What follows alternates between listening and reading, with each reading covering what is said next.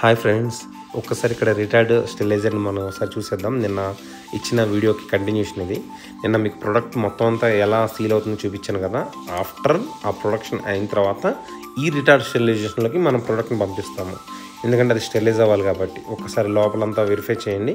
ఈ nozzles and lines చూశారు కదా, ఆ నాజిల్స్ లో నుంచి మనకి మొత్తం అంతా ప్రెజర్ స్టీమ్ అంతా అందులోంచే వస్తుంది అనమాట. మీకు ఒకసారి నేను వాటర్తో ఆన్ చేసి కూడా చూపిస్తాను చివరిలో. ఒకసారి రిటార్డ్ని ఎలా ఆపరేట్ చేయాలనేది ఇక్కడ మానిటర్ ద్వారా చూద్దాం. ఈ మానిటర్లో మీకు కనిపించే కంట్రోలర్స్ మొత్తం అంతా రిటార్డ్ ఆపరేషన్కి యూజ్ చేసే మాడ్యులర్స్ అనమాట. ఒకసారి అది కంట్రోలర్ చూస్తే కనుక దాంట్లో మనకి సిఆర్ఏ పంప్ ఆను, స్టీమ్ ఆను, వెంట్ ఆను ఇవన్నీ కనబడుతూ ఉంటాయి. ఇది మాన్యువల్లో సెట్ చేసుకోవచ్చు, ఆటోలో కూడా పడేయచ్చు.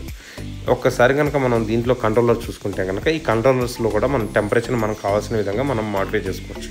మనం రిటార్డ్ స్టెరిలైజేషన్ 121 టెంపరేచర్ యూనివర్సల్ కాబట్టి 121 పెట్టేసాము. అదేవిధంగా హోల్డింగ్